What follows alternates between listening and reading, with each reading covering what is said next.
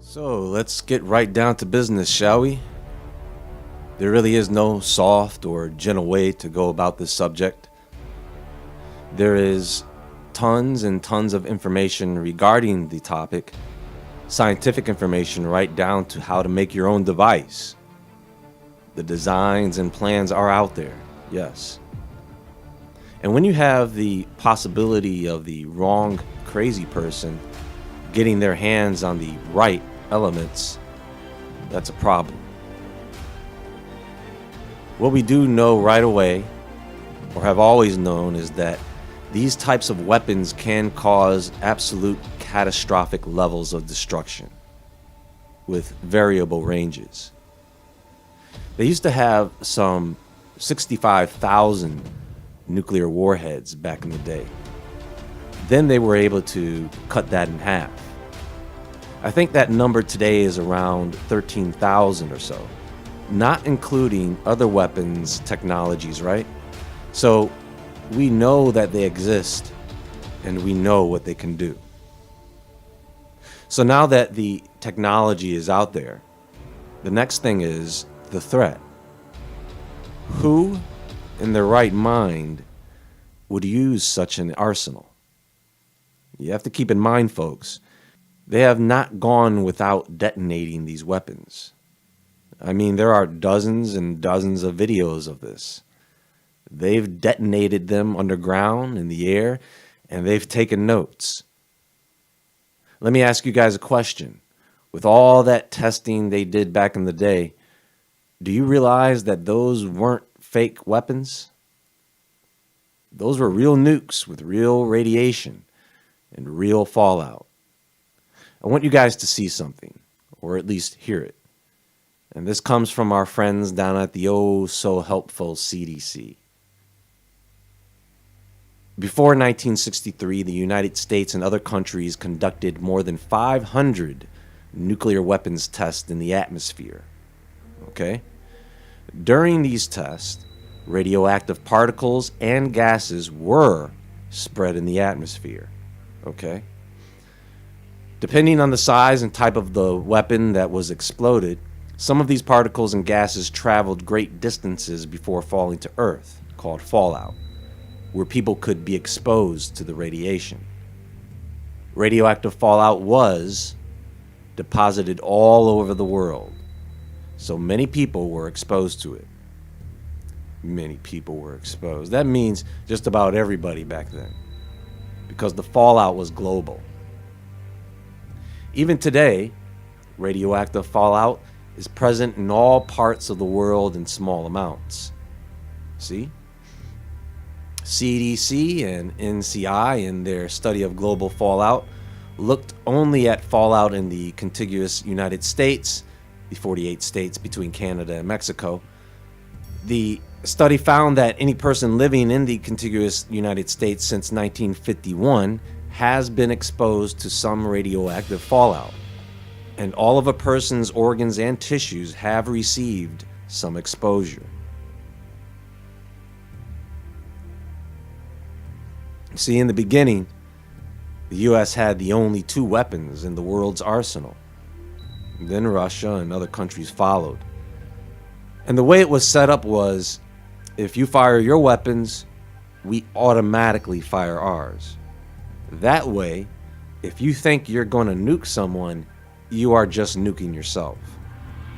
And there have been plenty of close calls and false alarms since then. Now, you take one of those small detonations from testing and place it in a major city, there are some things you may need to know. It's a cruel war.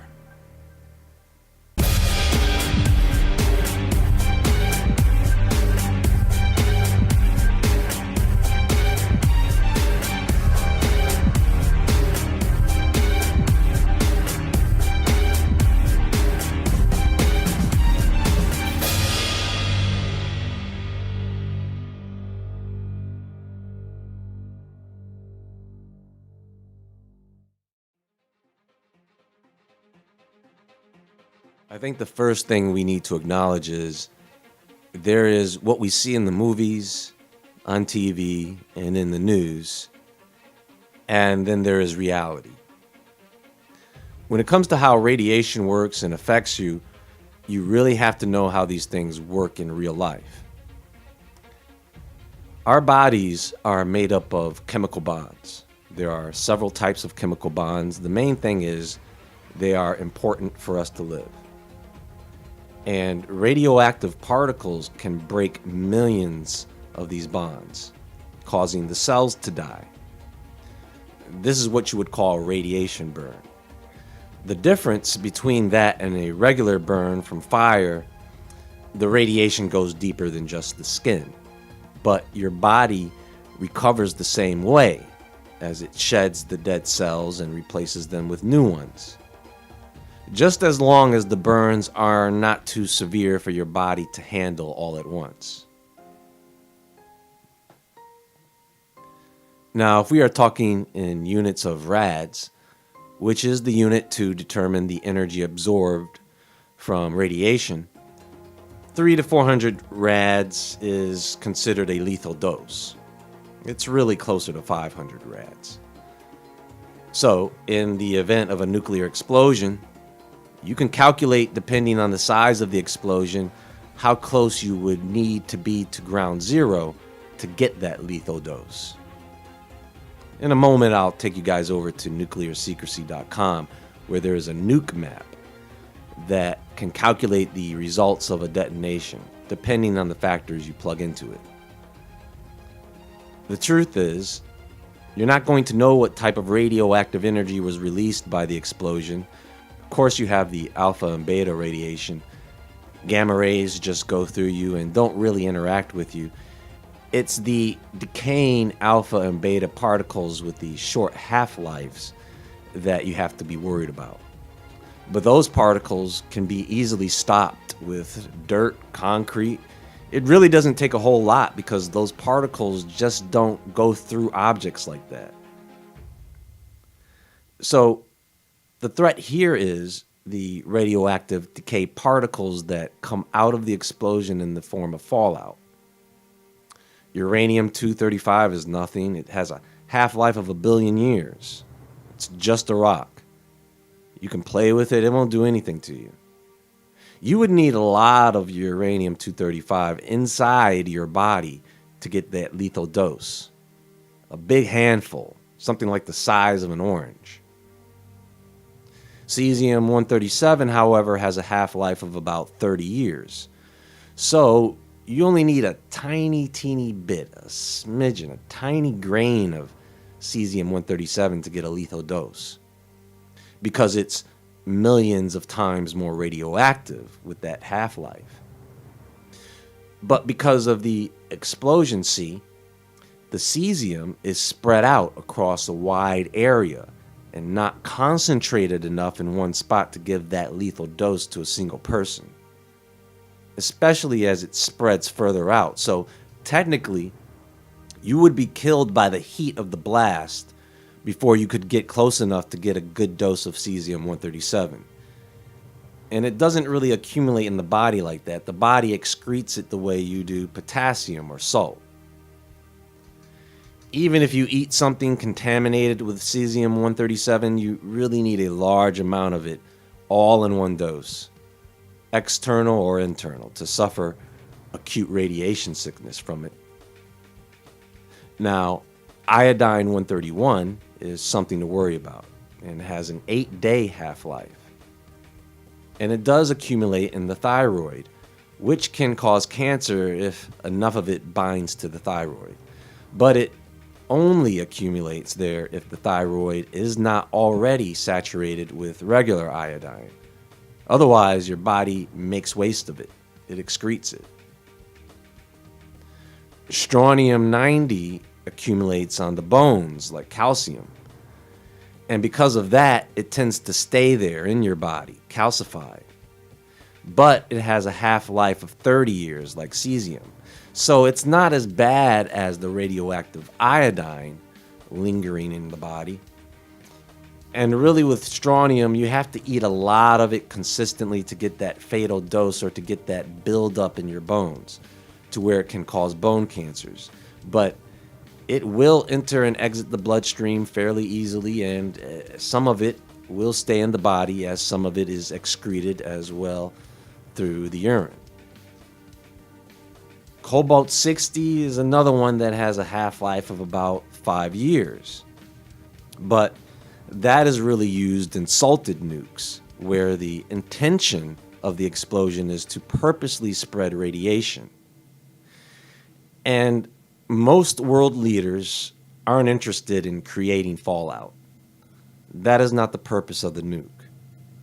So they have the tech, but they try to stay away from salted nukes. The truth is, these explosions produce hundreds of different types of radioactive particles with varying half-lives from fractions of a second to millions of years. But generally speaking, the dose of radiation and how long is the concern. The rule of thumb is every 7 hours, you have a 10% decrease in the dose rate after the explosion. So after the first 7 hours, the dose rate has decreased by 10%. Then, in another 7 hours, the dose rate decreases another 10% off of that 90% and so on. So after about 48 hours after the explosion, the dose rate should be down to around 1%. Because by that time, the particles should have settled and dispersed. So, imagine that you live in or around a city like New York. And what we are really talking about here is the northern hemisphere. But you can imagine any city of comparable size and population for this scenario. The difference is one city may be more prepared and set up to better handle the matter than another city. For example, there are no skyscrapers in Washington, D.C. You can't have a building taller than the Capitol building. The city is actually designed to handle a military attack, but there is not a whole lot to absorb a blast of this kind in the air. More fallout is produced the closer the explosion is to the ground. But take a city like New York, where you have tons and tons of concrete, brick, and steel in the form of buildings everywhere. Street after street, layers and layers of buildings. That is a lot of earth. The blast has to move against that, right? I'm talking about walls and walls of buildings that weapon has to blast through.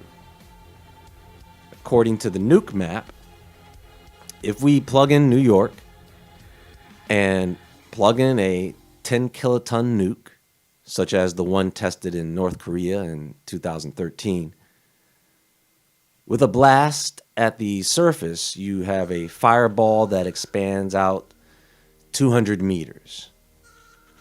With a lethal radiation radius of 1.25 kilometers, with a blast radius of 2.53 kilometers, and around 103,000 fatalities. With an airburst, you have a fireball radius of 150 meters, slightly smaller, with a slightly smaller radiation radius of 1.05 kilometers, and a blast radius of 4.26 kilometers. Now, and this is what it would look like if we used something like the Tsar Bomba, the 50 megaton bomb. So as you can see, the fireball pretty much itself takes out the entire downtown area. Now, imagine you are in one of these cities, or close to one. You may or may not have warning. Either way, it won't be much warning. In other words, you would have very little time to escape. It's not going to be days or hours. It's going to be minutes. So there are a couple of ways this thing could detonate, either in the air or on the ground. In this case, if it happens on the ground, you have the ground and all the surrounding buildings of concrete and steel to absorb some of the energy and the blast. But you have more fallout. If it's in the air, you have less fallout, but then there is more space for it to release more energy with a larger blast radius. If you are in the area at detonation, you're not going to know how high or how strong it is. Just don't look at it. You will be blind. Understand that at ground zero, there is going to be a fireball, a miniature sun, with temperatures exceeding tens of millions of degrees. Just imagine being inside the sun. So, if this thing comes down on top of you, ground zero, it's over. Painless instant vaporization. The atoms just break apart at these temperatures. So, you're not going to have anything to worry about at that point. Sorry to be so blunt, but that's what it is. Let's say it's around the size of the Hiroshima explosion, maybe a little smaller than that. 10 kilotons, like in the example I showed you on the nuke map. Well, let me quickly break down the energy of the explosion before we go further. Half of the energy that is released is going to be in the blast itself, okay? About 35% of that energy is going to come in the form of heat, thermal energy. And the rest is nuclear energy or radiation. Understand, folks, that an attack on a city does not mean that it would only be hit with one single warhead. Because these days, they have delivery systems that can deliver multiple warheads to one area. And when they talk about kilotons, megatons, they're talking about TNT. By the way, that stands for trinitrotoluene. Now, do you guys remember that explosion in Beirut in 2020 that took out the port there? Well, that blast was about the equivalent to just 1 ton of TNT, or 1 kiloton. The Hiroshima blast is about the equivalent to 13,000 tons of TNT, or 13 kilotons. So if you think about any major city, 10 to 15 kilotons is going to do the job. Now, going back to the scenario, from ground zero to about a half mile out, if we are talking about 10 kilotons, the chances of you not making it out of that is about 90%. That is if you are just outside the fireball. Oh, you mean there's a chance? Well, yes. But being that close, your chances are slim to none. At 2 miles away from the blast, it's about a 50% chance of death. At 8 miles, it's about a 10% chance of death.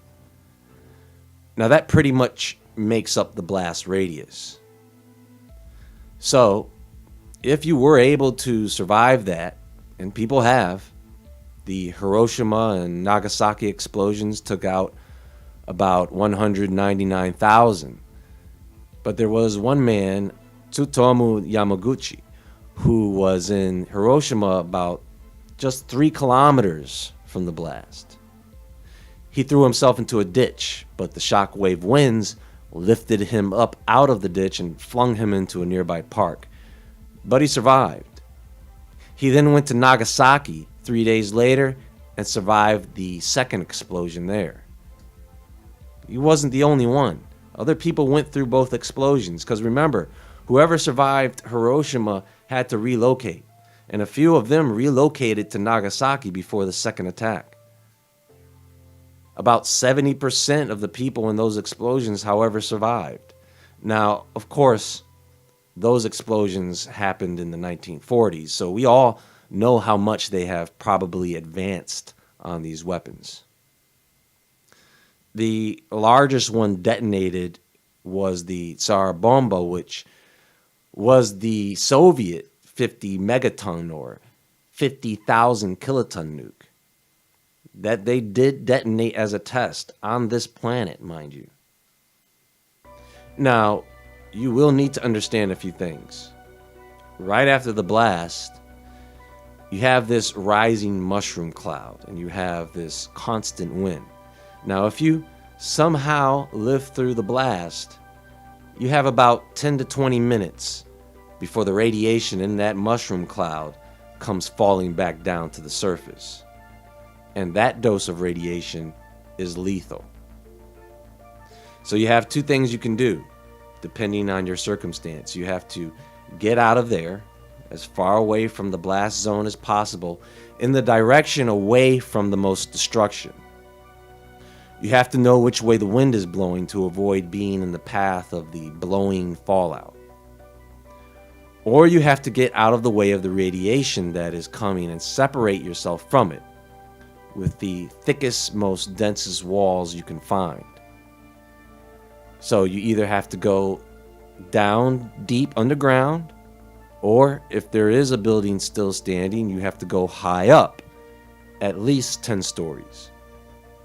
The problem with that is, once you hide from the radiation, you could be stuck there for a few days until it's safe for you to come out. And there are still explosions and collapsing buildings, heat, and dehydration will come quick. So let's say you make it outside the blast zone. You survived. You already took a decent dose of radiation, no doubt about it. You have to toss the clothes and wash the body to get those particles off, gently but thoroughly, so you don't get particles all in the area where you are. You want to avoid breathing in or getting fallout particles in the body through cuts and scrapes, through the nose, mouth, and eyes. And that's it. You are pretty much good to go once you wash it all off with just soapy water. You may become temporarily or permanently blind from the blast, and you may have blown out eardrums due to the shockwave pressure. Keeping your mouth open during the blast could relieve the pressure and prevent the ear damage, though. So you see, it's kind of a hard thing to get through if all your senses are damaged or unavailable. If you're burned, blinded, and deaf, and all you smell is smoke and death, it's very hard to maneuver. And hopefully you will be able to get medical treatment if all hell has not broken loose everywhere else.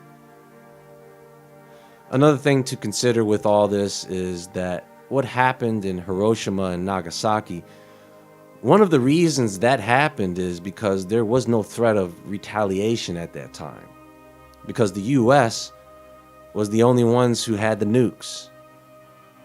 So after that, of course, they would have to be more strategic and careful with their decisions, and several countries have them now. So their most likely targets would be other nuclear missile silos. They would first target each other's weapons systems. They would attempt to reduce each other's arsenals of weapons. Military targets would be more likely than civilian. You know, the reason I bring all these things up is reality is much different than the movies. Because in reality, there is God. How can you believe in a God and not factor him into the equation? The only reason they can use any of these weapons is because they are allowed to. In many cases, they have to get permission from a different source of power. Remember, folks, once upon a time, God took out everyone. And I mean everyone, but a single family.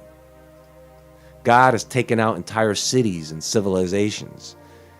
And the most powerful, most catastrophic explosions cannot come from us, but they can come from volcanoes with thousands of times more destructive power than we could ever make.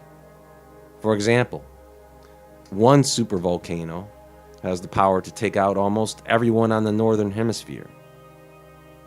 The thing about God is, he at least gives warning way in advance. God even gives people the chance to work on themselves. Every time. That's all he asks for, and people can't do it. They like this world too much. A nuclear winter, you have to detonate more than just a few nukes to achieve that. Not just one. I've only touched on a fraction of the information that is out there on this subject. I highly recommend looking deeper into it so that you can find out the reality of fallout radiation and how nukes work. It could make the difference in surviving that scenario. Well, that's all for now, folks. There is more to come. We will come back to this subject, but for now, be sure to visit woodwardentertainment.com and the Woodward Entertainment Store. You can follow me on Instagram at JAEWoodward. Everyone have a great day, as we will be back soon, so stay tuned. Until then, stay awake, stay aware, stay safe, my friends, and I'll talk to you all soon.